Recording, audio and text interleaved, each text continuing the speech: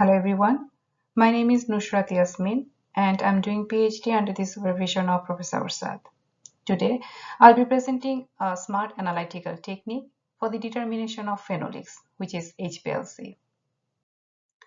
To talk about phenolics, these are plant secondary metabolites which are present in a wide variety of foods. To date, over 8,000 different types of phenolic compounds have been identified. On the other hand, Hplc stands for high performance liquid chromatography. So after the proper extraction of phenolic compounds from plant sample, it needs to be characterized both qualitatively and quantitatively. In this aspect, Hplc would be a good choice since it has the capability to separate the analytes from the matrix, followed by their detection and measurement.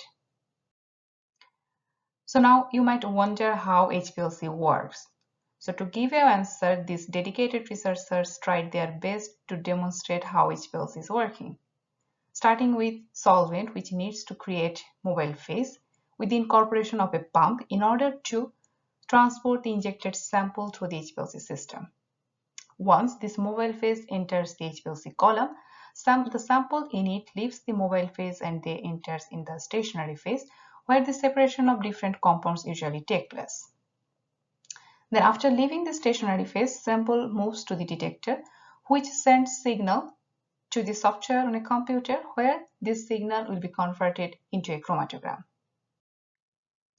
Since I started my presentation with complementing Hplc as a smart analytical technique, and this SMART actually stands for specific, measurable, achievable, reliable, and timely.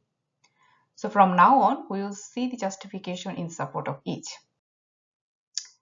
Usually, the most used technique for the quantification of polyphenols is UV spectroscopy due to its simplicity and low cost. But this method is not able to separate and identify individual phenolic compounds. Given to this reason, Hplc would be an alternative.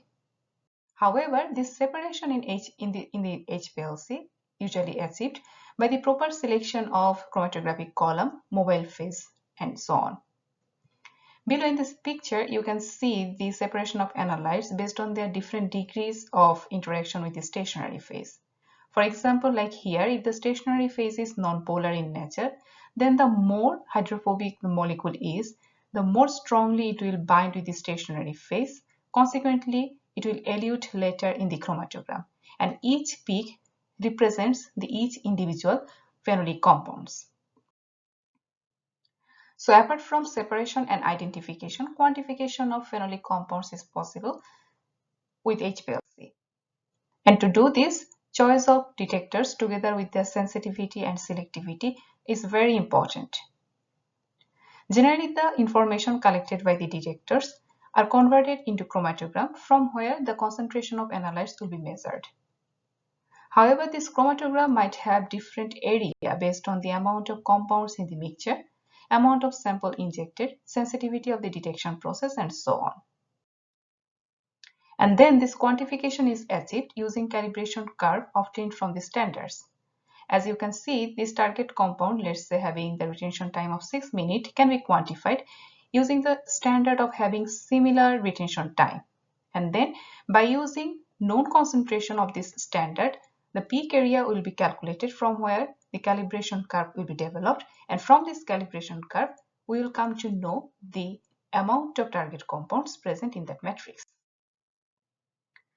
To talk about the reliability, so far Hplc has been reported to provide the correct identification with low quantification limits.